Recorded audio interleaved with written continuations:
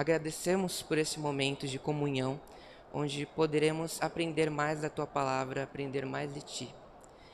Pedimos a Ti, Pai, que por meio do Teu Espírito Santo, guie o nosso irmão Bruno, para que ele possa trazer discernimento, para que ele possa ensinar cada um aqui mais da Tua Palavra, Pai. Em nome de Jesus, peço que cada um aqui possa entender mais de Ti, se aproximar mais de Ti por meio dessa mensagem. Em nome de Jesus, nós oramos e agradecemos. Amém.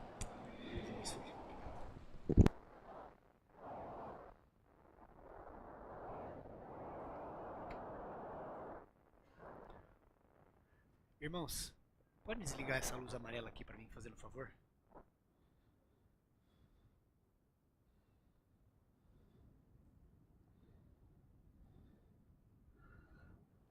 Muito bom dia! É bom ter esse momento, essa manhã, para nós juntos adorarmos ao nosso Deus como igreja neste prédio.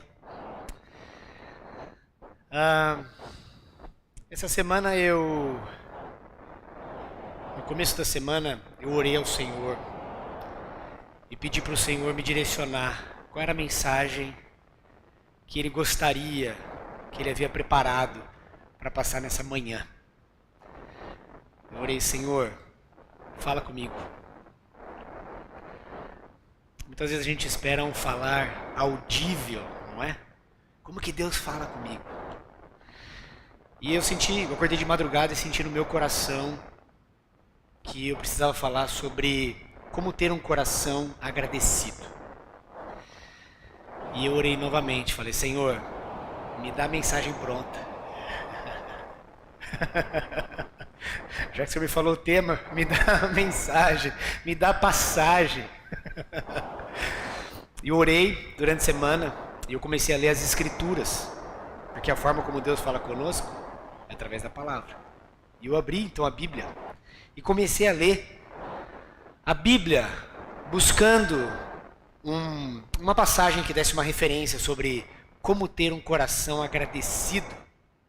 E a primeira passagem que me veio na mente não foi essa que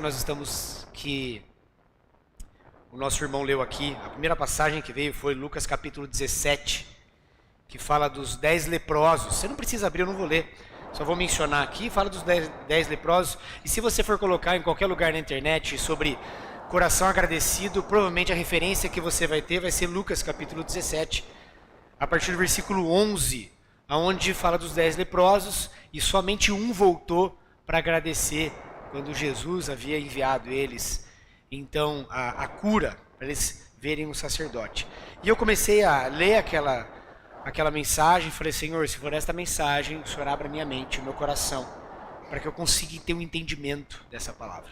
E eu continuei lendo as Escrituras e peguei algumas outras referências, e eu me deparei com Lucas capítulo 7, que foi essa mensagem, essa passagem lida. E quando eu olhei essa mensagem, eu me lembrei que há exatamente um mês atrás eu havia mandado este trecho no WhatsApp da minha esposa. Exatamente 30 dias atrás eu tinha mandado, eu dei um Ctrl+C ali no aplicativo da Bíblia e mandei no WhatsApp da minha esposa. E aquilo foi uma coisa que eu falei, bom, aqui está um trecho interessante para eu falar sobre isso. E esse é um trecho que por muito tempo me incomodou. Porque eu sempre conversei com a minha esposa sobre isso. Vocês vão entender aqui do que eu vou falar agora. Diversas vezes eu falava para ela o seguinte, às vezes eu via pessoas que parecia que tinham um desejo assim, por uma gratidão por Cristo, de uma forma tão profunda. Sabe? Sabe quando você vê aquele cara que saiu da lama, que fez um monte de coisa, que fez um monte de coisa errada.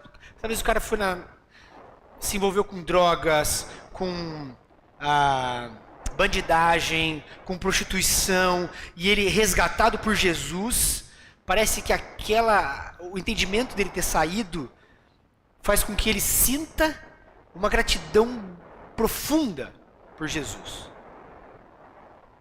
Vocês estão entendendo o que eu estou falando aqui, certo? Mas em contrapartida, eu, Bruno, eu sou muito abençoado, irmãos. Eu fui criado em berço cristão. Eu vi o meu avô fazendo devocionais diários com a minha avó. Todos os dias da minha vida que eu me lembro com o meu avô, eu me lembro ele fazendo um devocional diário com a minha avó. Eu frequento os cultos desde que eu nasci. Eu tenho Bíblia desde quando eu era pequeno. Eu tive uma educação cristã. E eu tento passar isso para os meus filhos. O meu filho, Joaquim, o mais velho, ele faz devocional diário desde que ele está na barriga da mãe dele, da minha esposa. Os gêmeos fazem devocional todos os dias, desde que eles estavam na barriga da minha esposa. O primeiro presente que os meus filhos ganharam de recém-nascidos foi uma Bíblia. Não foi um bonequinho, não foi uma fralda, foi uma Bíblia. O Joaquim, agora com 5 anos, começou a ler. E a primeira vez que ele sentou para ler em família, ele leu a Bíblia. Eu tive uma educação onde eu fui instruído no caminho do Senhor. Eu fui instruído a fazer a vontade do Senhor, a obedecer ao Senhor, a entender o que era fazer coisas que não estavam nas Escrituras. E eu ensino os meus filhos todos os dias a disciplina do Senhor e as instruções do Senhor. E quando eu comecei a ler esse trecho, eu externei para minha esposa uma preocupação. Eu falei para ela assim: a Bíblia está falando que quanto mais deve, mais ama. É o que está falando aqui, não é? Eu falei, poxa vida. Então, talvez meus filhos vão amar mais, amar menos. Como muitas vezes eu olho assim, e eu falo, puxa, eu queria ter aquele desejo, aquela gratidão desse pessoal que sai da lama e quer que o mundo mude, porque eles entenderam. E essa passagem começou a me deixar confuso, porque eu falei assim, poxa vida, Senhor, eu já não sou o cara que curto as coisas do mundo, e ainda no final eu vou amar menos do que esses caras que ficam a vida inteira aí fazendo as coisas e vão amar mais? Não é possível que a tua palavra instrua isso. Não que eu seja o cara mais correto, mas vocês vão entender porque eu estou falando. Não me julguem pelo que eu estou falando por enquanto. Mas eu vou instruir o meu filho no caminho do Senhor, dedicado, buscando, disciplinando, lendo as Escrituras, corrigindo, instruindo. Quem aqui é pai sabe o quanto isso é difícil você fazer todos os dias. E no final meu filho vai amar menos, porque ele pecou menos? E eu falei, não, tem alguma coisa errada, não é possível. Porque a palavra está falando isso. 500 denários, ama mais. 50, ama menos.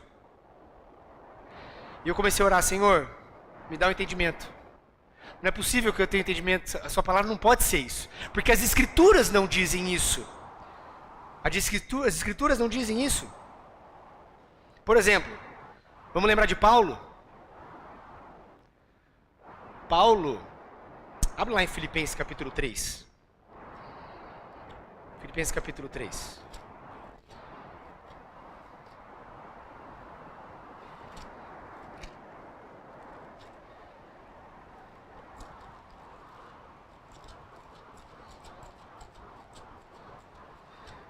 Versículo 4. Filipenses capítulo 3, versículo 4.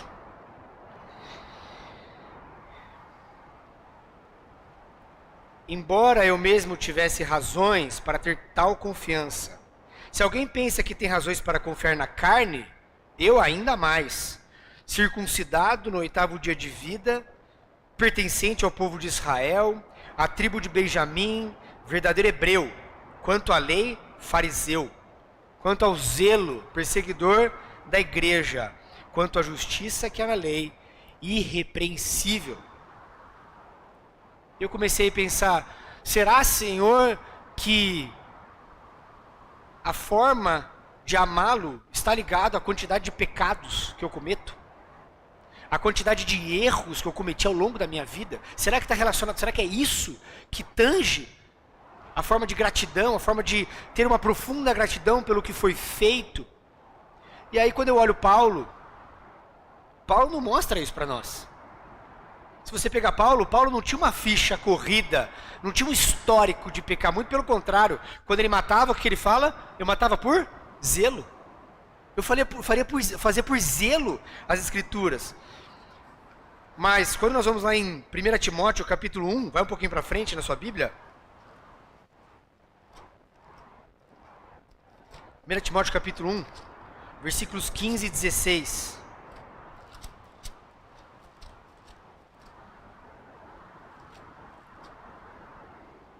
Diz assim: esta afirmação é fiel e digna de toda aceitação. Paulo está falando.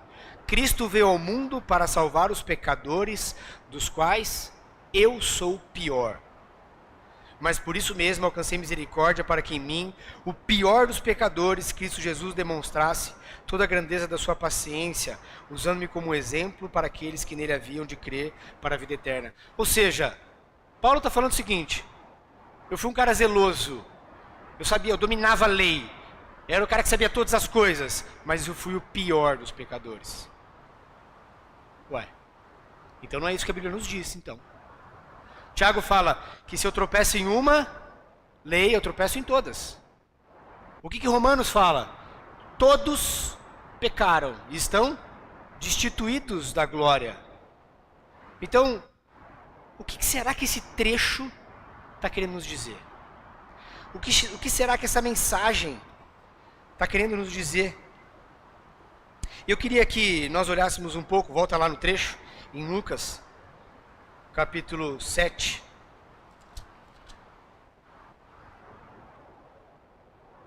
Eu comecei a orar e o Senhor começou a abrir os meus olhos. E eu gostaria de compartilhar, meu irmão e minha irmã, nessa manhã, o entendimento que Deus me deu através das Escrituras.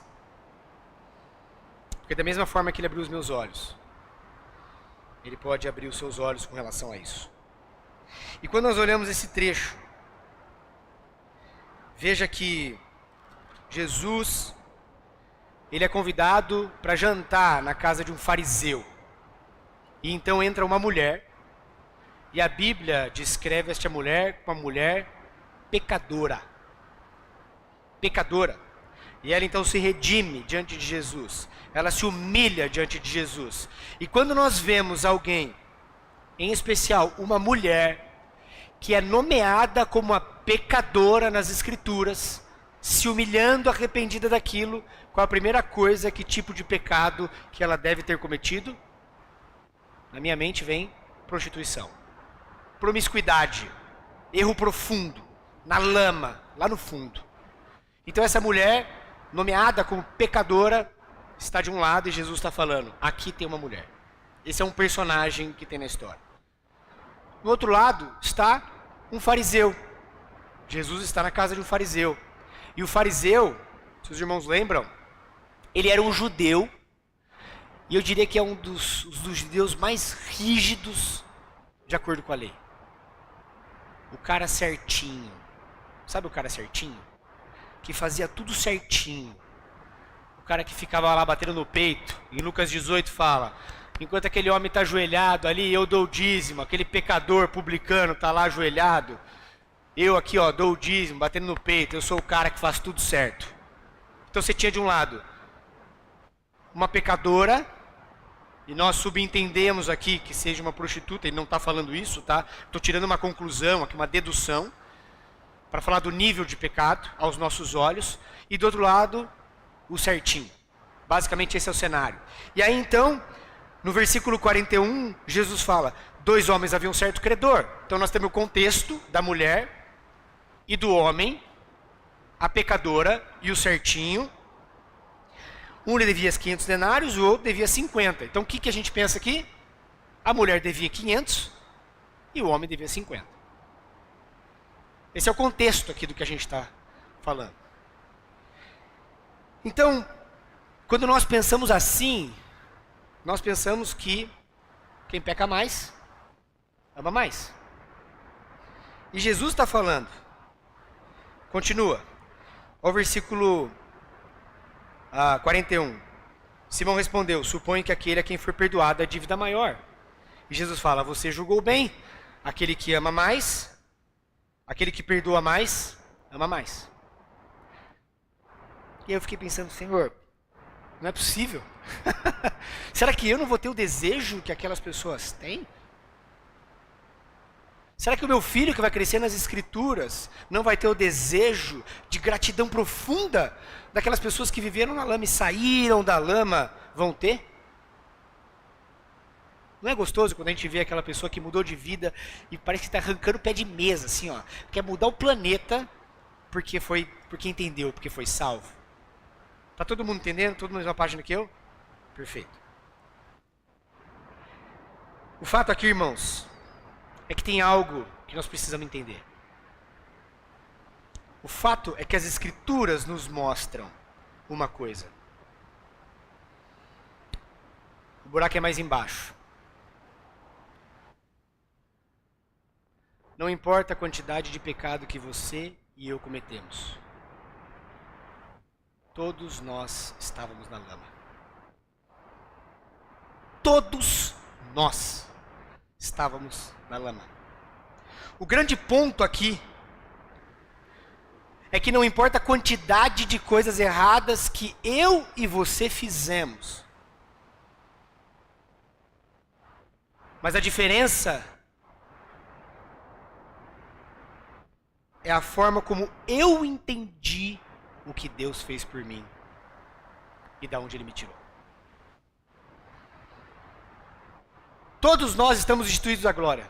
A diferença não é se uma pessoa pecou mais do que a outra.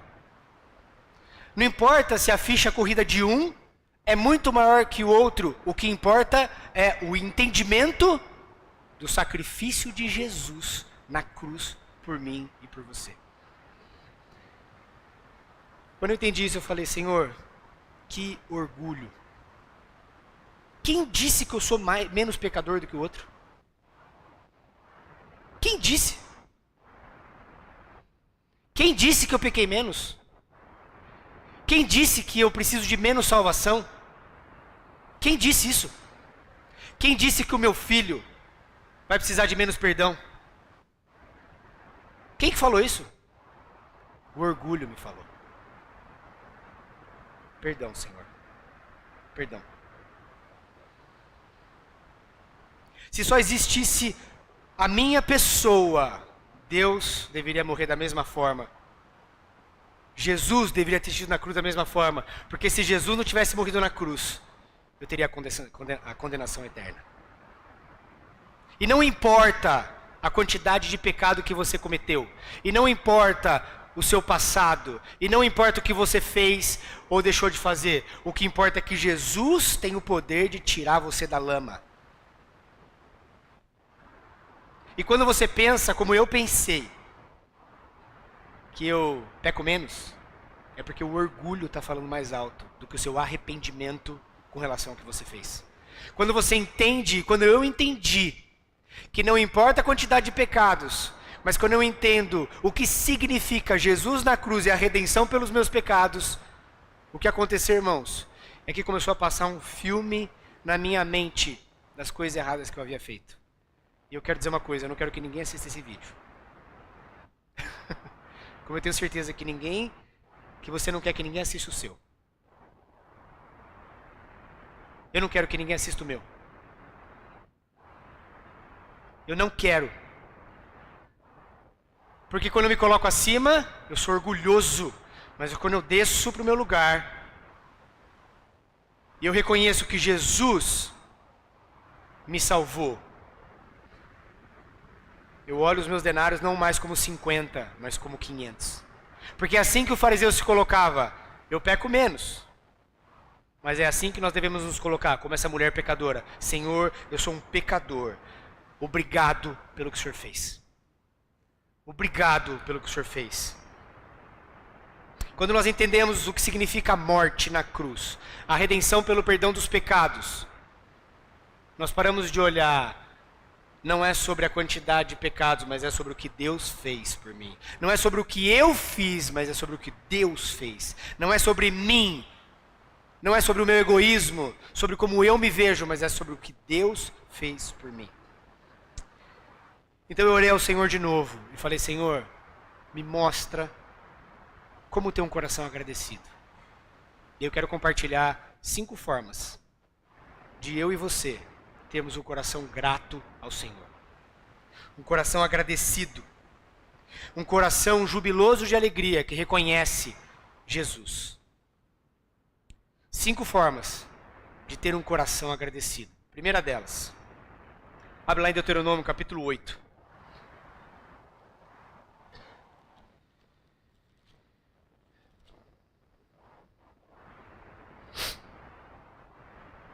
Deuteronômio capítulo 8, versículo 12.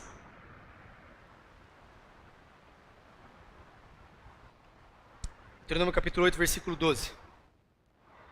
Diz assim: Não aconteça que depois de terem comido até ficarem satisfeitos, de terem construído boas casas e nelas morado, de aumentarem os seus rebanhos, a sua prata e o seu ouro e todos os seus bens, o seu coração fique orgulhoso. E vocês se esqueçam do Senhor, o seu Deus, que os tirou do Egito, da terra da escravidão. Primeira forma de você ter um coração grato: lembre de onde você veio. Nunca se esqueça de onde você veio. Porque você e eu, meus irmãos, saímos do buraco. E se você ainda está no buraco, porque você não entregou a sua vida para Cristo, hoje é a oportunidade de você fazer isso. Porque Jesus te dá a oportunidade para você sair do buraco. A primeira coisa que você tem que fazer: de onde eu vim. Não esquecer as nossas origens. Se você ler Deuteronômio, você vai ver pelo menos 10 vezes Deus falando: se lembrem de onde eu tirei vocês. Não façam isso. Se lembrem de onde eu tirei vocês. Quando vocês fizerem isso, se lembrem de onde eu tirei vocês. Eu tenho certeza absoluta que está passando um filme na cabeça de alguns aqui, de onde você veio. E o que você fez e o que você era antes de você entregar sua vida para Jesus. E glória a Deus por Jesus. Glória a Deus por Jesus. Quando eu lembro de onde eu vim, isso me dá cada vez mais vontade de continuar onde eu estou. Eu não sei vocês, irmãos, mas quando eu comecei a passar esse filme, eu falei: Senhor, muito obrigado. O Senhor é bom, Pai. Número 1, lembre-se de onde você veio. O seu passado não te define. O seu passado, ele não define você. Mas sabe por que o seu passado é importante? Porque o seu passado pode ser a cura para outra pessoa. Você não deve apagar o seu passado. Por 2 motivos. Primeiro, porque ele vai te ajudar a lembrar de onde você veio. Segundo, porque o que você passou ali pode ser uma cura para quem está nele hoje. O seu passado é uma cura. A sua mensagem que está no seu coração do que você fez, de tudo que você passou nos últimos anos, antes de você conhecer a Cristo, é uma mensagem pronta para pregar o Evangelho para quem está na mesma situação que você estava. Não apague o seu passado. Utilize ele para te lembrar de onde você veio e onde você está. Número 2. 1 Samuel capítulo 1. Vamos um pouquinho para frente aí. 1 Samuel capítulo 1. Havia uma mulher chamada Ana. Ana era casada com Eucana. E Eucana tinha 2 mulheres, Ana e... Deixa eu lembrar o nome aqui, minha esposa me ajudou a lembrar ontem, eu já esqueci. Penina. Ela falou, é menina, só que coloca o P no começo. Penina. E Ana era estéril. E Penina tinha filhos. E ela ficava então provocando Ana. E Ana vai à frente, ela ora ao Senhor. E ela assim diz: Senhor, me dá um filho. Me dá um filho. Porque se o Senhor me der um filho, eu vou fazer um sacrifício de gratidão. Sacrifício de gratidão. Olha o versículo 24. Depois de desmamá-lo, levou o menino ainda pequeno à casa do Senhor, em Siló, como um novilho de 3 anos de idade, uma arroba de farinha e uma vasilha de couro cheia de vinho. Eles sacrificaram o novilho e levaram o menino a Eli. E ela lhe disse: meu senhor, juro por tua vida que eu sou a mulher que esteve aqui ao teu lado, orando ao Senhor. Era este menino que eu pedia, e o Senhor concedeu-me o pedido. Por isso agora eu dedico ao Senhor, por toda a sua vida será dedicado ao Senhor. E ali adorou ao Senhor. Uau! Uau! Sacrifício de gratidão. A forma como essa mulher agradeceu, um coração agradecido, foi fazer um sacrifício. Ela simplesmente ofereceu o seu filho ao Senhor. Está aqui, Senhor, como gratidão do que o Senhor fez por mim. Sacrifício de gratidão. Salmo 107, versículo 22. Salmo 107, versículo 22.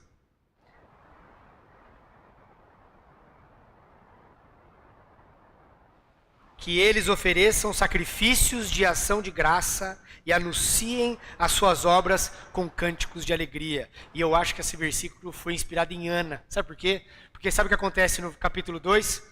Ana faz um cântico para o Senhor. Ana faz um cântico para o Senhor. Vou ler de novo. Salmo 107, 22. Que eles ofereçam sacrifício de ação de graças e anunciem as suas obras com cânticos de alegria. Ana oferece com o coração agradecido um sacrifício, e depois, capítulo 2, você vai ver discorrido um cântico que Ana faz em homenagem ao Senhor. Segunda forma de você ter um coração agradecido é fazer um sacrifício de gratidão. E eu tenho certeza que em algum momento você já fez isso, meu irmão. Talvez alguém tenha feito algo para você muito profundo. Você ficou tão agradecido que você fez algo que foi sacrificioso. Mas você fez porque você se sentiu, você falou assim: eu preciso agradecer. Um só obrigado não é o suficiente. Um só obrigado para Ana não era o suficiente, porque ela tinha um coração agradecido. Ela fez um sacrifício. Eu te dou meu filho, está dedicado a ti. O menino é desmamado, e então Samuel, um dos maiores profetas da Bíblia, por conta de um sacrifício de gratidão de sua mãe, Ana. 3. Terceira forma de eu e você termos um coração agradecido. Vai um pouquinho para frente, Daniel capítulo 6. Daniel capítulo 6. Todos nós, provavelmente aqui, talvez não todos, mas a grande maioria, conhece a história de Daniel. Principalmente as crianças, né? Quem não conta aqui nas aulas dominicais, em casa, os devocionais. Quem aqui já não fez um barulhinho de leão? Eu, como pai, fiz um barulhinho de leão para os meus filhos. Versículo 10. Quando Daniel soube que o decreto tinha sido publicado,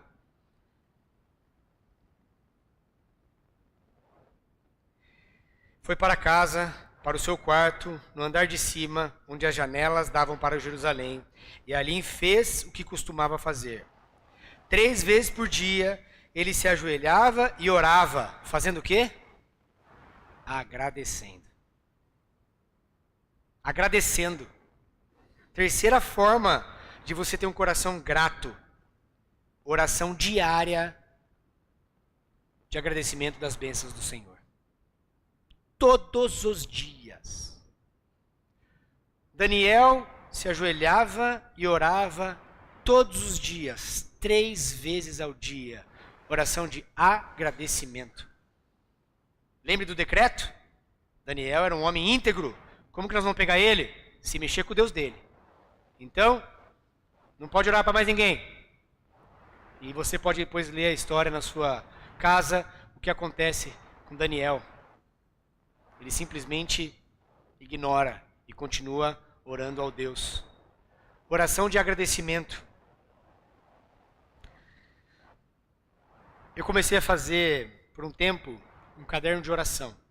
Eu acordava mais cedo e eu sentava numa poltrona e começava a escrever as bênçãos que Deus havia me dado. E quando nós oramos, eu vou pedir que você faça esse teste na sua casa. Separe pedidos de agradecimentos e conte quantos pedidos tem e quantos agradecimentos tem. Eu quero te falar uma coisa. Provavelmente, a sua proporção vai ser pedido, agradecimento. Provavelmente. E eu quero te encorajar a fazer uma passagem de bastão. Pedido e agradecimento. Só que nós só olhamos aquilo que nós queremos e não aquilo que Deus nos dá. E quando eu comecei a fazer isso, eu comecei a valorizar as pequenas coisas. Senhor, muito obrigado porque eu posso acordar e respirar. Muito obrigado, Senhor, porque eu consigo andar quando eu levanto. Muito obrigado, Senhor, pela cama que o Senhor me deu. Muito obrigado pelo travesseiro. Muito obrigado por essa casa. Muito obrigado porque o Senhor me dá tudo o que eu preciso e muito mais do que eu preciso. Orações diárias de gratidão ao Senhor. Número 4. Vai lá para Hebreus, capítulo 13.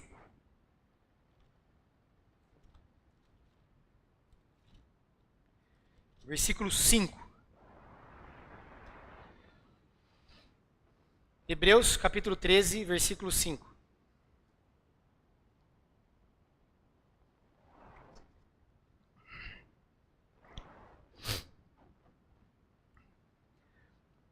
Hebreus, capítulo 13, versículo 5. Conservem-se livres do amor ao dinheiro e contentem-se com o que vocês têm. Porque Deus mesmo disse, nunca o deixarei e nunca o abandonarei. Número 4. Se concentre no que você tem e não no que você não tem. Se concentre no que você tem e não no que você não tem. Eu tenho feito um trabalho com os meus filhos. A gente começa a dar muitas coisas para as crianças, elas começam a reclamar de tudo que elas têm. Elas querem sempre mais e mais. Salomão falava, os olhos do homem são insaciáveis. A gente compra uma coisa, dá algum tempo você já quer uma coisa melhor. Você tem um celular, você quer o celular, sai o celular, você já quer um outro. E a gente sempre buscando, e quer mais, e mais, e mais. E eu comecei a falar, meus filhos às vezes falam assim, eu não quero bife picado. Graças a Deus que tem bife. Podia não ter. Mas eu não quero isso. Meu filho ganhou um videogame lá, eu tinha muito antigo, 2008. Aí só tem até o FIFA 10. Ele quer o FIFA 23. E não tem FIFA 23. Falei, filho, graças a Deus que tem o 10. Podia não ter nenhum. Verdade, pai. Obrigado, pai. Se concentre no que você tem e não no que você não tem. Porque Deus tem te abençoado. Deus tem me abençoado. E você, eu tenho certeza absoluta que tem aquilo que você precisa. E se você não tem o que você precisa, Deus vai prover para você. Em nome de Jesus. Número 5. Eu gostaria de ler duas passagens aqui. Tessalonicenses 5:18. Eu sempre lembro do nosso irmão Márcio quando eu leio essa passagem. Tessalonicenses capítulo 5. 1 Tessalonicenses 5:18.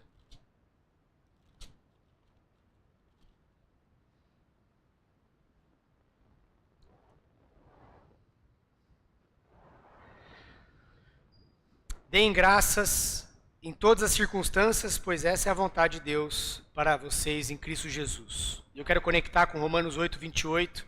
Todas as coisas cooperam para o bem daqueles que o amam. Irmãos, número 5. Você vai ter um coração grato se você entender que tudo tem um propósito. Eu quero contar uma historinha para a gente fechar. Certo rei tinha um conselheiro de muita confiança. E esse conselheiro dizia que tudo que acontecia é porque Deus era bom. E ele constantemente agradecia a Deus. E esse rei, ele gostava muito de caçar. E um dia esse rei foi caçar, e durante a sua caça, um leão o atacou e comeu um pedaço do dedo do rei. E esse rei então voltou furioso e falou: conselheiro, você me disse que tudo o que acontece é porque Deus é bom. E agora? O que você me diz? E mandou prender o conselheiro. O conselheiro disse: fique tranquilo, Deus é bom. E mandou prender o conselheiro. E esse conselheiro foi preso. E o rei então continua em uma das suas caçadas, sem um dedo. E ele sai para caçar. E durante essa caçada ele é capturado por uma tribo canibal. E essa tribo canibal pega o rei, o prende e o coloca para sacrifício. E quando eles estão colocando o rei para o sacrifício, eles percebem que o rei não tem um dedo. E eles dizem: nós não sacrificamos nada maculado, machucado. E eles liberam então o rei para voltar para o seu palácio. E aí então o rei volta para o conselheiro e diz: puxa vida, realmente o seu Deus é muito bom. Eu estava reclamando e na verdade ele me protegeu. Mas se o seu rei é tão bom, por que você foi preso injustamente? Ele disse: porque se eu estivesse na caçada, eu seria sacrificado. Deus é bom, irmãos. E todas as coisas têm um propósito. E todas as coisas que acontecem na sua vida têm um propósito.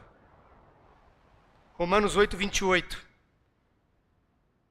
Quero fechar esse versículo e eu vou orar. Sabemos que Deus age em todas as coisas para o bem daqueles que o amam, dos que foram chamados de acordo com o seu propósito. Tenha um coração agradecido ao Senhor. Oremos. Santo Deus, como é bom, Pai, saber que o Senhor é nosso Deus. Que o Senhor nos resgatou das trevas. Não importa o tamanho do buraco, mas todos nós estávamos lá. Todos, porque a tua palavra diz isso. Todos pecaram e estão destituídos da glória. Todos.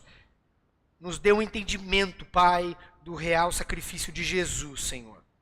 Não porque nós pecamos mais ou menos, mas porque Jesus morreu na cruz por nós. E por meio dele, nós temos agora o perdão pelos nossos pecados. Nos dê esse entendimento, Pai, profundo, para que nós tenhamos um coração completamente agradecido ao Senhor. Nos dê a bênção, Pai. Nos ajude a reconhecer tudo aquilo que o Senhor tem feito, Pai. Nos ajude a entender e ter entendimento que tudo tem um propósito. Nos ajude, ó Pai, a fazer a Tua vontade. Nos ajude, Senhor, a, em tudo, lembrar, ó Pai, onde nós viemos, ter sacrifício de gratidão, agradecer diariamente ao Senhor, nos concentrar em tudo aquilo que o Senhor nos deu. A Tua palavra nos mostra, e nós precisamos e queremos derramar o nosso coração de gratidão ao Senhor. Obrigado porque o Senhor nos dá a Tua palavra. Obrigado porque o Senhor é o cabeça, ó Pai, desta igreja. Obrigado porque tudo que nós fazemos, ó Pai, nós queremos fazer para a honra e para a glória do Senhor. Obrigado pelo privilégio de Te servir. Em nome de Jesus. Amém.